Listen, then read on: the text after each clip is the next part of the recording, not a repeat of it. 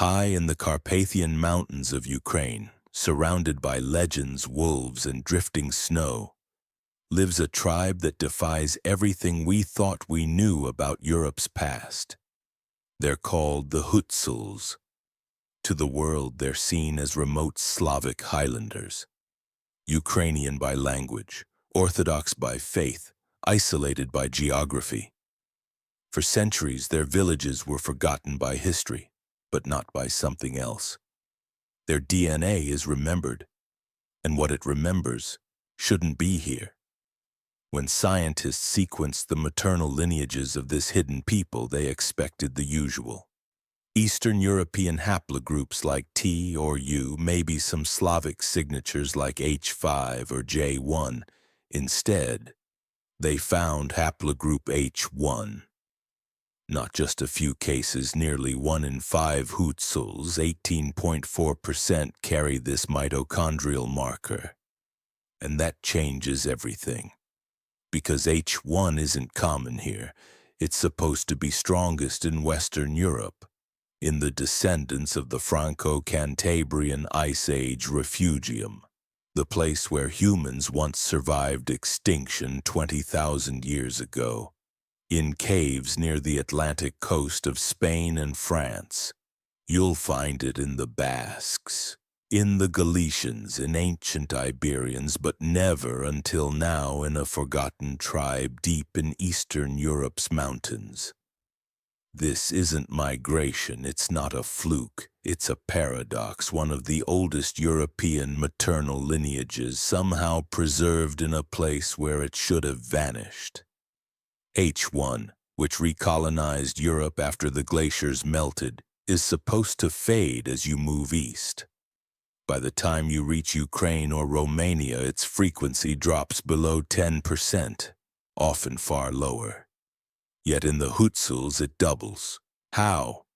How did the maternal echo of Ice Age Western Europeans survive in a tribe that speaks Ukrainian, lives like Slavs, and was supposedly genetically isolated from the West?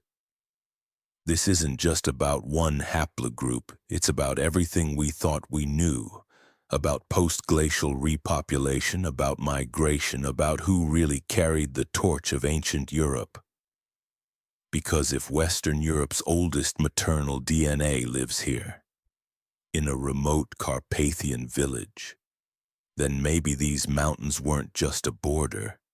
They were a refuge, a genetic ark, buried under snow waiting to be rediscovered. But what kind of people could preserve such a lineage when the rest of Europe forgot? To answer that, we have to meet the Hutsuls themselves. And their story is even stranger. Because on the surface, the Hutsuls should have been just another footnote in Slavic history.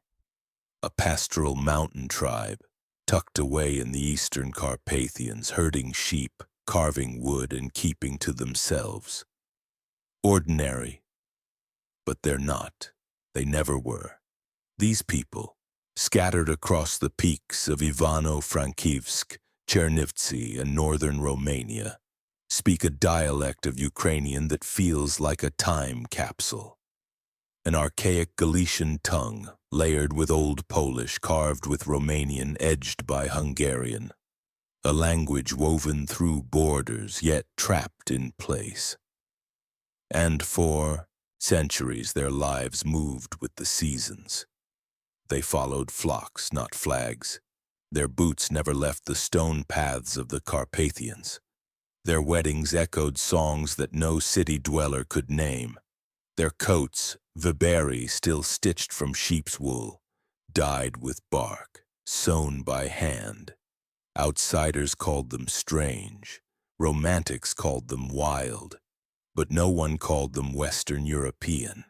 No one ever suspected that deep in their maternal bloodlines, hidden beneath the folklore and firewood, was a genetic memory from 20,000 years ago, shared with prehistoric Basques, not their Slavic cousins. Because culturally, they seem so local, so rooted, and yet, when you trace their ancestry, the questions pile up fast.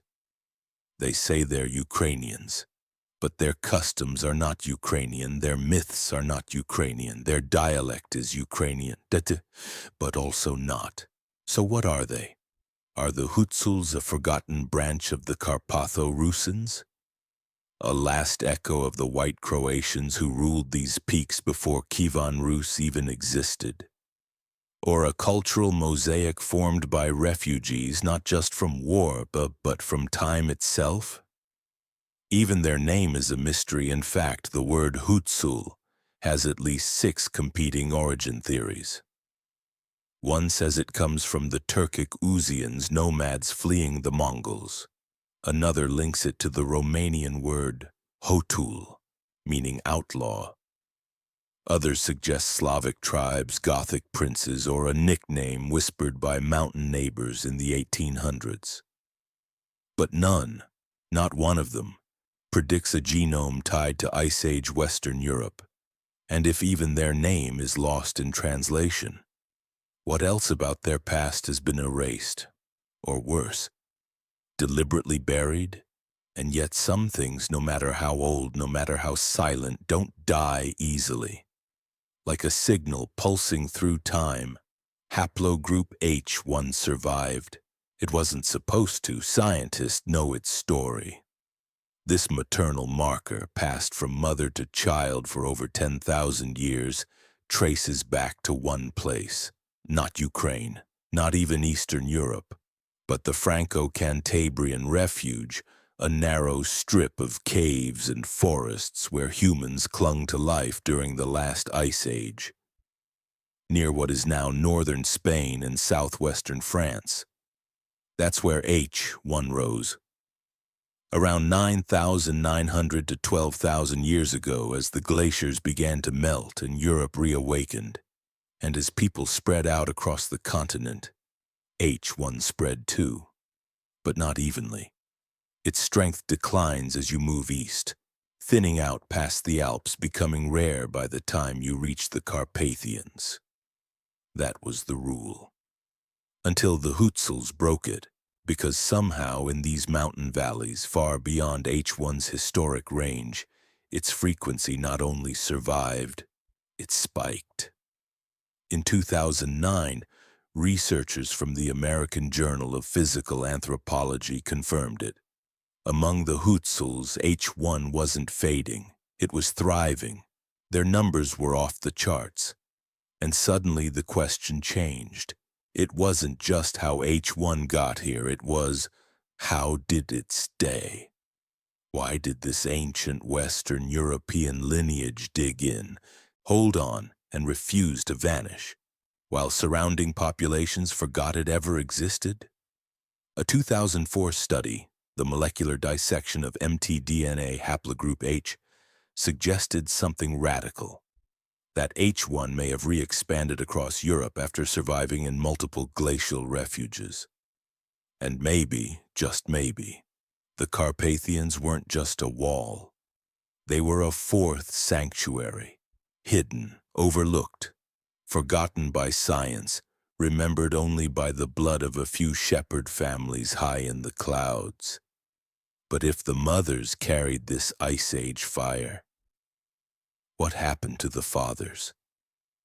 Because when we turn to the paternal DNA, a different story begins to whisper, not of survival, but of conquest, where the maternal lineage in Hutsuls preserved the quiet embers of Western Europe's Ice Age. Their Y chromosome story pulls us in a different direction, eastward, into the heart of Slavic expansion. Recent genetic studies of Carpathian Highlanders, especially one from 2015 examining over 150 Rusin men from Zakarpattia and Bukovina, the very lands Hutsuls call home, tell us something striking. The dominant male haplogroups, R101-M198 and R101-M458, markers of East Slavic migrations that surged through Eastern Europe in the last 1,500 years. These are the lineages of Kievan Rus princes of migrating tribes that spread with the rise of Slavic kingdoms after the fall of the Roman Empire. And alongside them, another signature, I2-P37.2, the hallmark of Balkan Dinaric males, a marker strong in Bosnia, Croatia, Montenegro. These are not the fathers of the Ice Age West. These are the fathers of Slavic warriors, and of mountain men carved by the turbulence of the medieval period.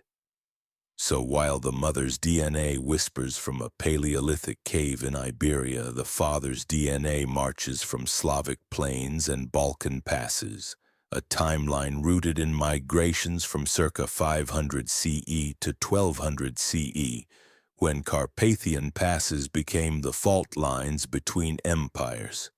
And still there's no trace of R1b, the dominant paternal lineage of Western Europe. None of the paternal markers match the maternal ones. No shared origin, no Franco-Cantabrian shadow, no E1b1b either. The Mediterranean lineage that moved into the Balkans during Roman and later Ottoman expansions. It's as if the Carpathians acted as a split gate, allowing Slavic men to flow in while preserving the women's ancient fire, untouched. A 2009 summary from the Carpatho-Rusin Genetic Project called it plainly, the Carpathian range serves as a partial genetic barrier, limiting horizontal gene flow but preserving vertical lineage. Geography didn't just shape culture. It divided blood, a paradox now written in their bones. The mothers are older than history, the fathers are younger than war. But what force, what pressure could cause this kind of genetic fracture? And if the mountains protected some genes, what else did they keep hidden? And when you zoom out, when you place their genetic code next to their neighbors, the real shock begins, because just over the ridge, something even stranger was buried. Because just over the ridge, something even stranger was buried. 3 tribes, 1 landscape, and 3 wildly different ancestral signatures, etched into blood just miles apart. This is the Carpathian Highlands. Not a single people, but a mosaic of micro-populations, the Hutsuls, the Lemkos, and the Boykos, bound by geography but divided by DNA. In 2009, when scientists analyzed the mitochondrial DNA of these highland groups, they expected mild variation. Instead, they uncovered one of the most genetically fragmented zones in Eastern Europe. The Lemkos, living to the northwest of the Hutsuls, showed an anomaly of their own, the highest frequency of haplogroup I ever recorded in the region, at 11.3%. This line has been linked to early Neolithic farmers and even mysterious Central Asian ancestry, rare in Europe, especially in mountains this far west.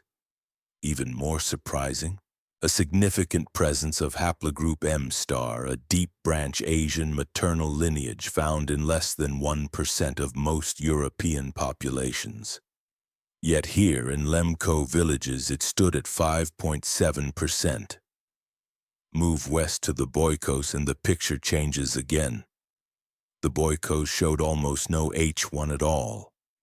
Instead, they were dominated by haplogroup T, clocking in at 30%, a percentage more typical of Finno-Ugric and Northern Eurasian groups than anything expected in the Slavic Carpathians. So how does one mountain range, one winding forest corridor, hold 3 distinct genetic signatures as if 3 different ancient worlds settled side by side? The answer may lie not in modern history, but in how these mountains were used, as sanctuaries, as refuge zones, and as dead ends. During the last glacial maximum circa 20,000 years ago, much of Europe froze into extinction. But isolated corridors like the Carpathians allowed small groups to survive, separately, silently. What we see today isn't just population diversity, it's paleogenetic stratigraphy. Layers of ancient human migration fossilized in mitochondrial code, and while the Lemkos whisper of Central Asia and the Boykos echo a northern drift, only the Hutsuls carry the maternal fire from Iberia's Ice Age survivors. But the question lingers.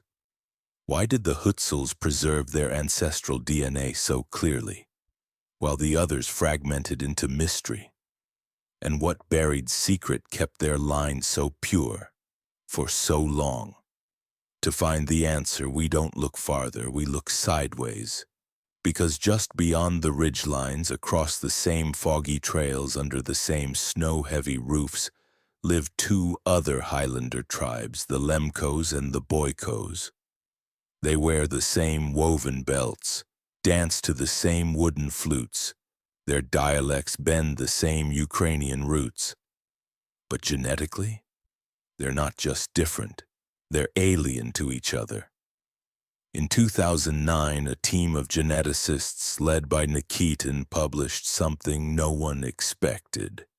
3 populations, all neighbors in the Carpathian highlands, showing genetic gaps as wide as entire continents.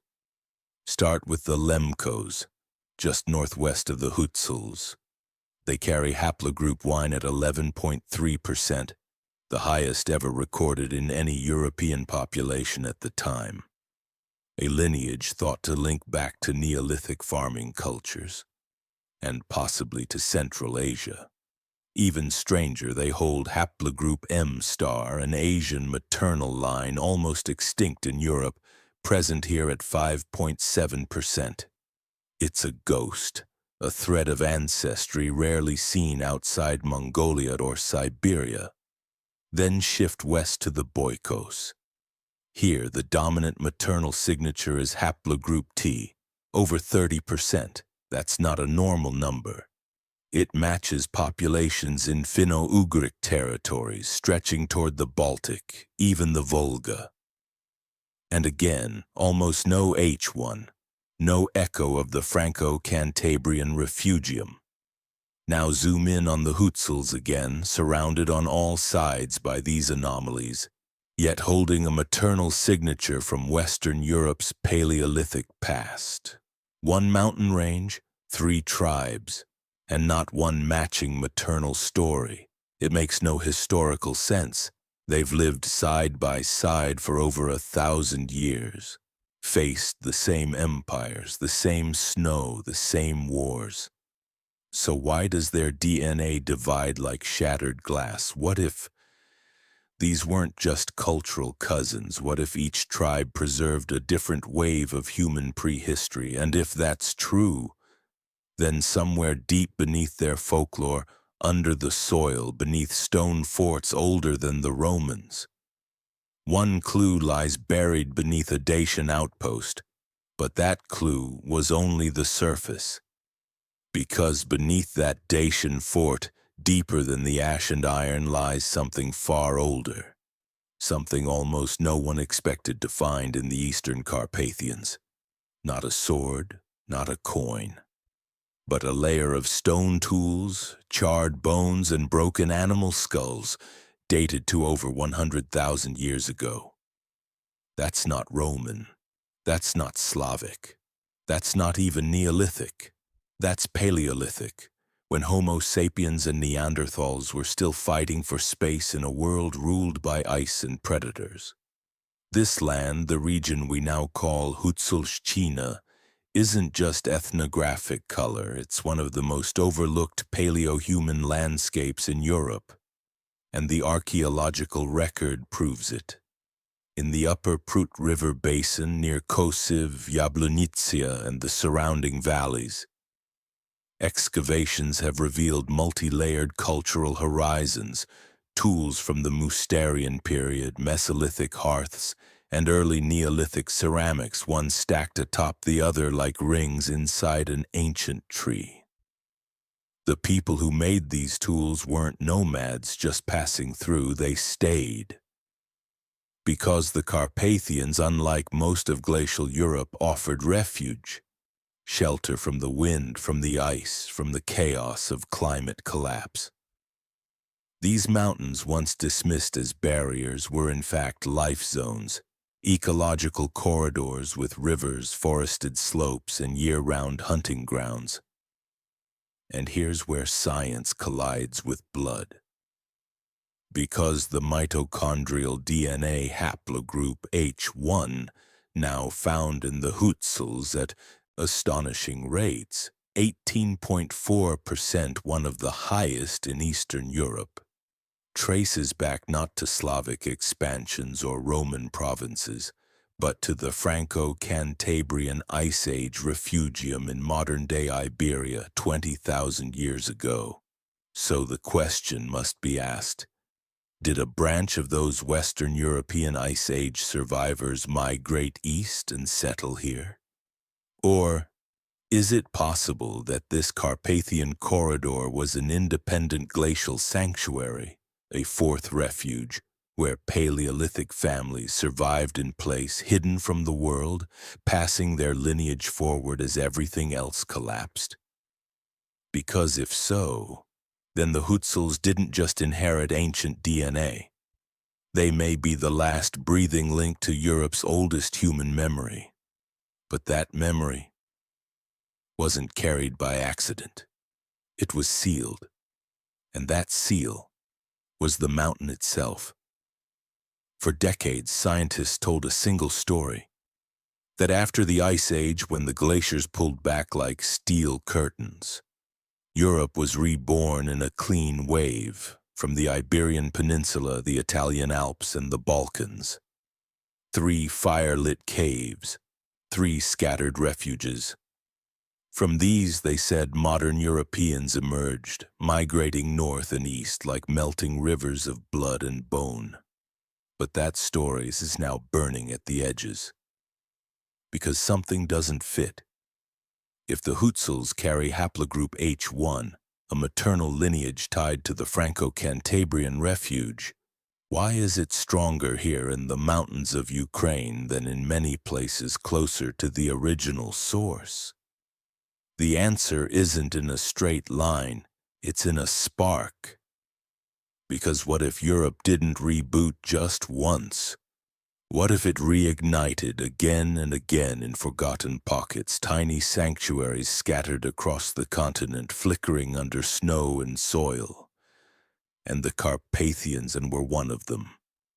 Science is just catching up, not with human bones, but with toads, and trees, and ancient alpine flowers that survived in places they were never supposed to. In 2012, a study on the crested newt, a small amphibian, showed something remarkable. Genetic diversity spiking in the Carpathians, matching the patterns of Ice Age refuge populations. Botanical studies found similar signs. Plants that should have died out in the cold didn't. They waited, right here. If plants stayed, if animals stayed, why not humans? The Hutsuls may not be the outliers. They may be the evidence that while the textbooks mapped one neat story, nature and DNA remembered something far messier. A Europe that didn't recover from one fire, but from many. Small flames trapped in stone valleys, kept alive by shepherds, dialects, and buried mitochondrial code. And yet, if even the soil knew the truth, why did no one listen? Because even science forgot them, until their DNA forced us to remember. For over a century, the Hutsuls were seen through a narrow lens, not as a mystery, but as a backdrop, painted in folklore, dressed in sheep wool, wrapped in wood carving, folk songs, and embroidered myths. To anthropologists, they were colorful. To governments, inconvenient. To scientists, barely visible. They were called ethnographic color, not data, not anomaly, not evidence, In fact, not a single genome-wide autosomal analysis was published on them until 2009. That's nearly 2 decades after Eastern European genetics began its modern revolution. And yet, when that study came, it shattered the silence. Because instead of a random blend of Slavic and Balkan DNA, researchers found something utterly unexpected: an 18.4% frequency of haplogroup H1, one of the highest ever recorded east of Germany. Stronger than in most of France, matching Galicia, matching the Basques, matching the Ice Age West. But it wasn't just the DNA, it was the isolation, the cultural coding. The fact that this population, surrounded by Hungarians, Romanians, and Slavs, showed no signs of admixture with them.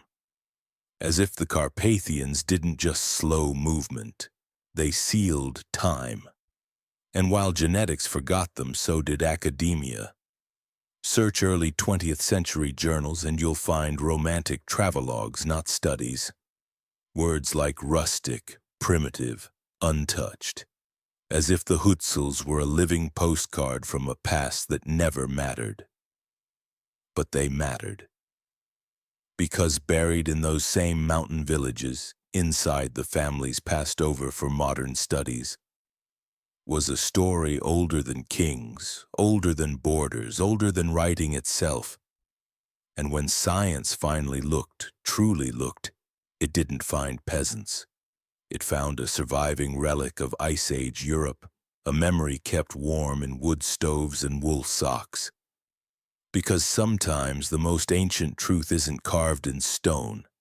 It's sung at weddings, passed between mothers, living quietly behind forgotten doors. The oldest story in Europe didn't vanish. It was just dressed in wool and living in a village no one visited. And now that we've seen the fire, what else lies smoldering in Europe's shadows? Sometimes it isn't a story that survives. It's a sequence, a spiral no longer than a breath, buried not in ruins or runes but in the mitochondria of a living person. Passed from mother to daughter, generation after generation, unchanged since the age of mammoths. The Hutsuls carry it, and it does something no historian, no emperor, no myth ever could. It remembers, because mitochondrial DNA isn't swayed by wars. It doesn't bend for borders. It doesn't forget when kingdoms rise or when entire languages disappear. It survives quietly deep inside the energy factories of each cell, whispering a single story for tens of thousands of years. That story begins not with Slavic tribes, not even with Neolithic farmers, but with the last humans to survive the last glacial maximum when Europe was a continent of silence and snow. The haplogroup is H1, but in the Hutsuls it's not random drift, it's not genetic noise, it's a signal. In fact, the frequency and clustering of H1 among Hutsul populations is so statistically anomalous. Researchers in 2009, using comparative analysis from Nikitin et al. And the Carpatho-Rusin DNA project, concluded that it could only be explained by long-term genetic continuity in the Carpathian region, going back to at least the Mesolithic, possibly the late Upper Paleolithic.